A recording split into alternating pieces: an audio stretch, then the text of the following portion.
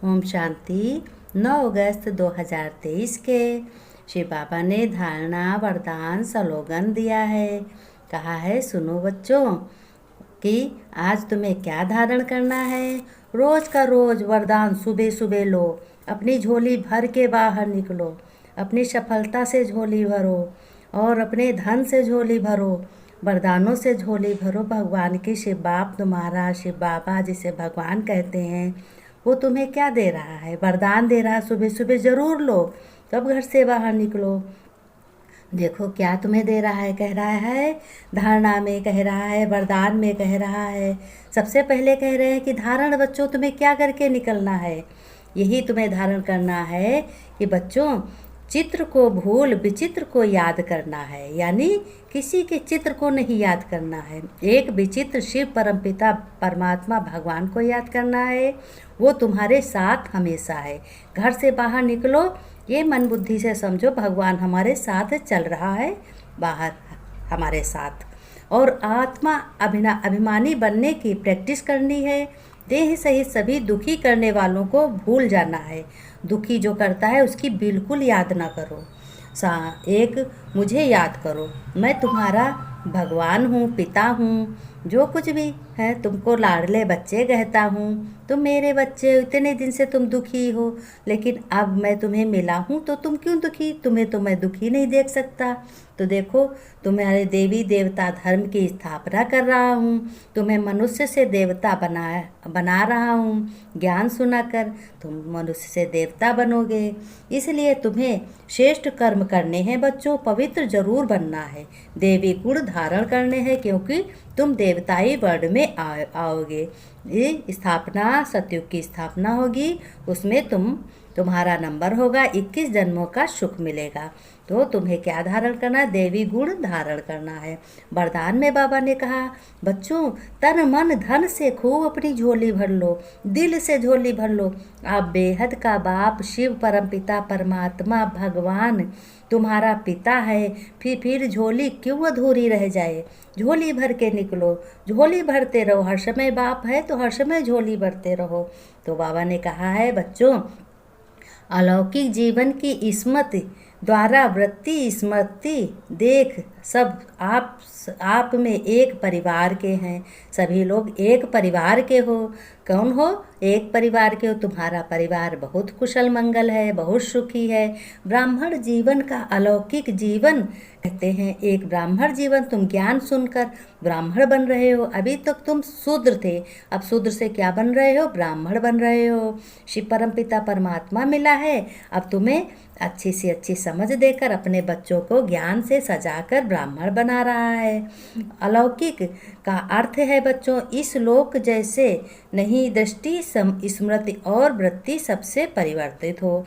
दृष्टि से सबको देखना है और मन से सबकी, तुम्हारी मन की सोच बिल्कुल अलग, एक दूसरे से मिले ना। सदा अपना भाई भाई की वृत्ति रहो, भाई भाई की याद रहे। आत्मा से सब भाई भाई हैं और भाई बहन हैं। आत्मा ही अगर मनुष्य में चली जाए तो भाई हो गए, अगर लेडीज़ में चली जाए तो बहन हो गई। आत्मा के ही पार्ट बदलता है। यह वृत्ति से और दृष्टि से भी आत्मा को देखो, मतलब वृत्ति से भी देखो, दृष्टि से भी देखो। वृत्ति में सोचो और दृष्टि से देखो। शरीर को नहीं देखो, शरीर से सिर्फ कर्म करो। आत्मा करा रही है शरीर द्वारा, हम शरीर द्वारा कर रहे हैं, आत्मा करा रही है। आत्मा राजा है। तब कहेंगे आत्मिक दृष्टि, आत्मज्ञान, ऐसी श्रेष्ठ जीवन मिल गई। ऐसे सुखी रहो, खूब खुश हो मन में कि भगवान मिल गया, हमें आत्मज्ञान मिल गया, परमात्मा का ज्ञान मिल गया, तो मुझे क्या बाकी रह गया? श्रेष्ठ जीवन मिल गया। अब तो श्रेष्ठ जीवन हो गया, तो पुरानी बातें जीवन नहीं याद आएंगी। पुरानी बातें जो हैं जीवन में आई हैं नहीं याद आएंगी।